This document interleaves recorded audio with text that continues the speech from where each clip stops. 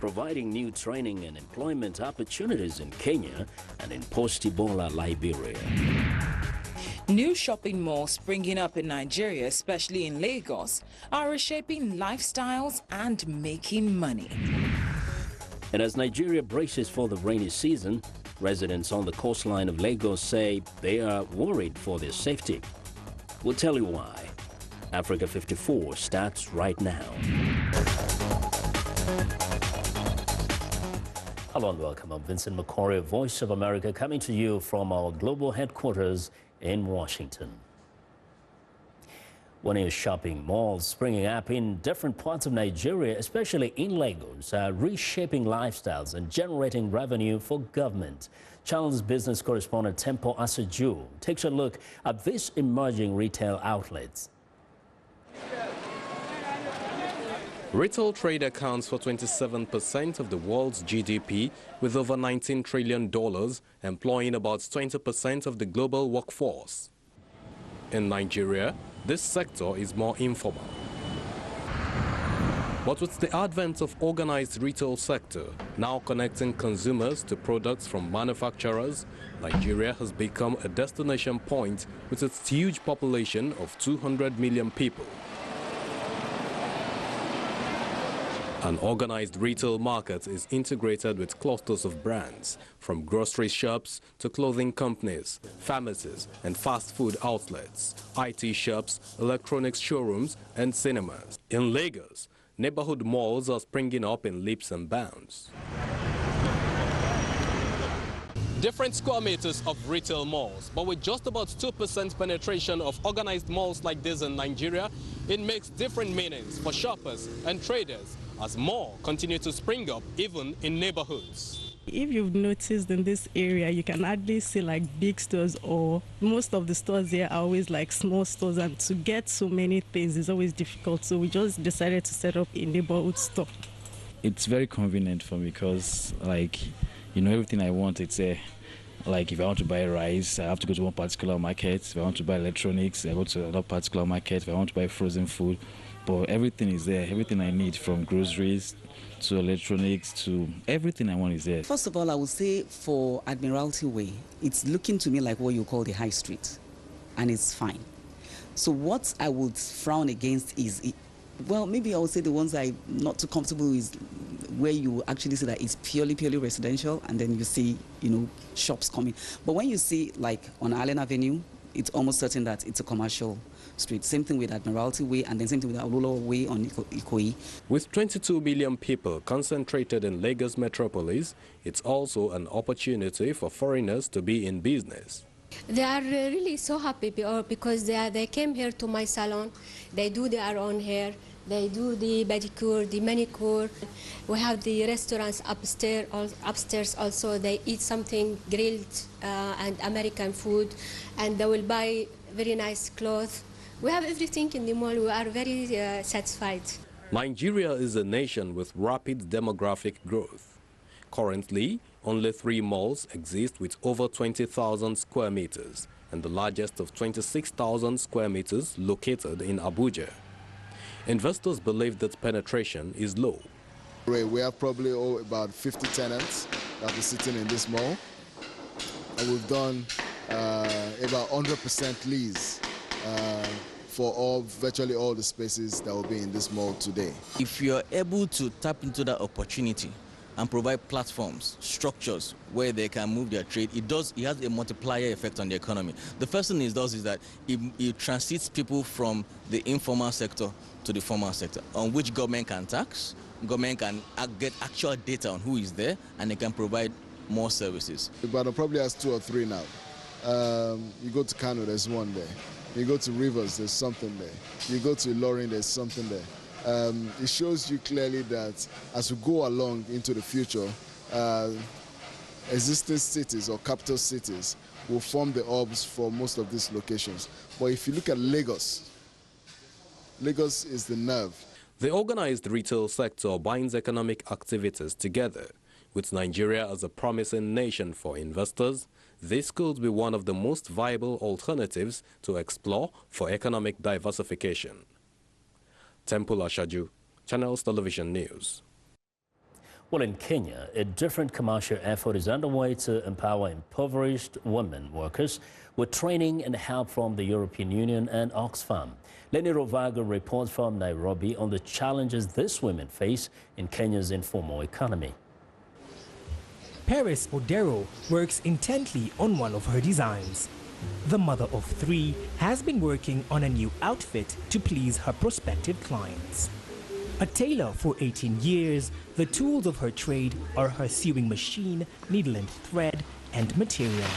Odero is part of a program run by the European Union in partnership with Oxfam dubbed Wezesha, a Swahili word that means enable.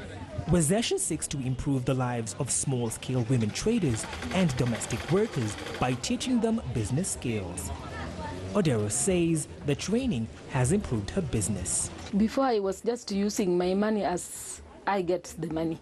So at the moment I know even if I get the money, I need to write which amount is I got that very day, what I need to buy, and the remaining one I can keep or I can save. The program rolled out 4 years ago and has helped 30,000 women across 5 informal settlements in Nairobi. Beatrice Jamurungu is a domestic worker. She earns about $200 a month, barely enough to meet her basic needs. After undergoing the training, I became proud of my work. I have also learned about reproductive health and the importance of staying healthy. I have also gained business skills since I never knew how to save.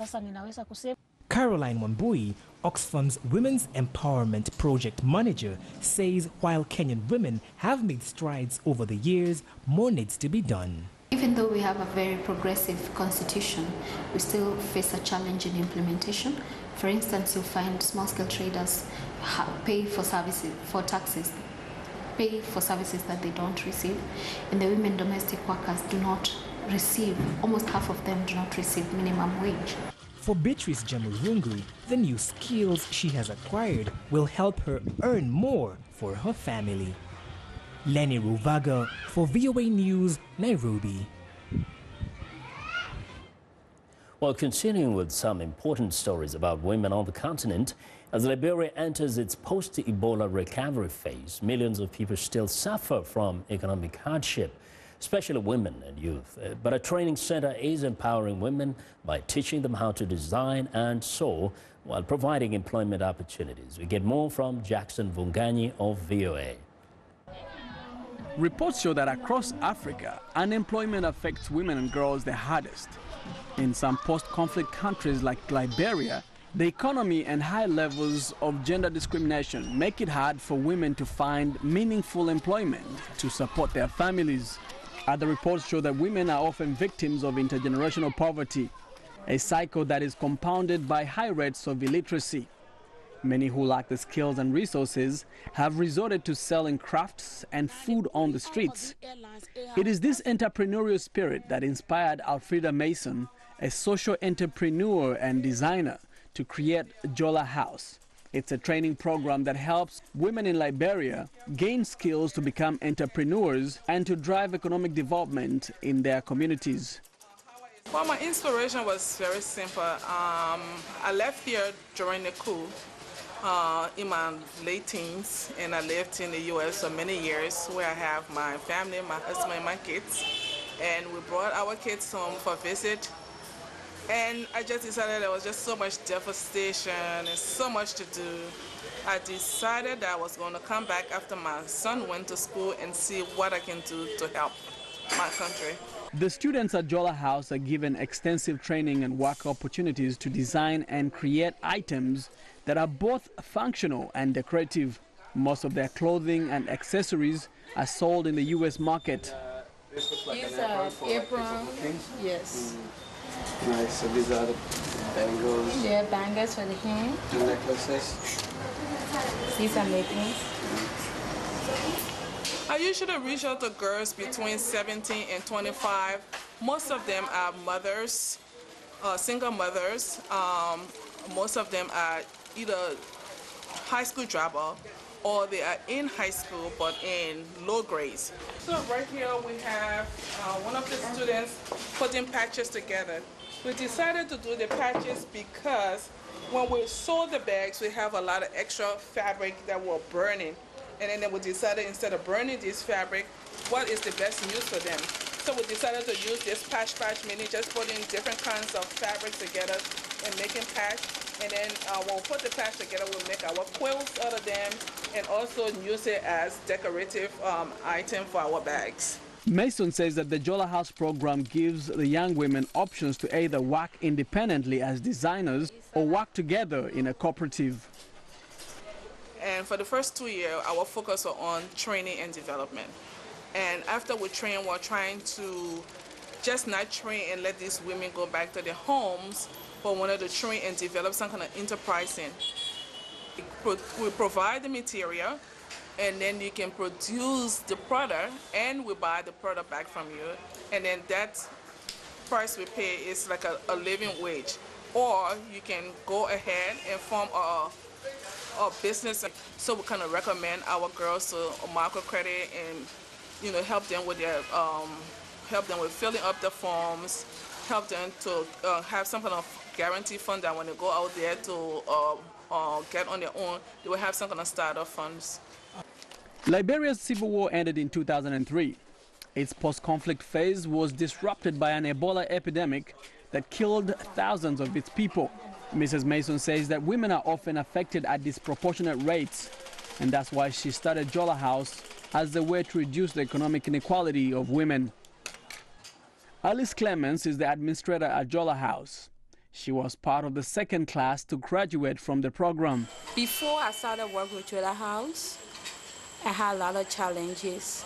I would face a lot of difficulties, but when I met Mrs. Mason and we talked, she told me about Jola House. I had interest in Jola House when I came and got employed. I started work, and I'm so grateful to God that things are okay. The market for Jola House products was greatly affected by the recent Ebola epidemic. The majority of her clientele were tourists and expats. They don't come as much anymore. But she hopes that with more of her products reaching the U.S. market, Jola House can increase their revenue and continue to help more women. For Voice of America, I'm Jackson Bunganyi.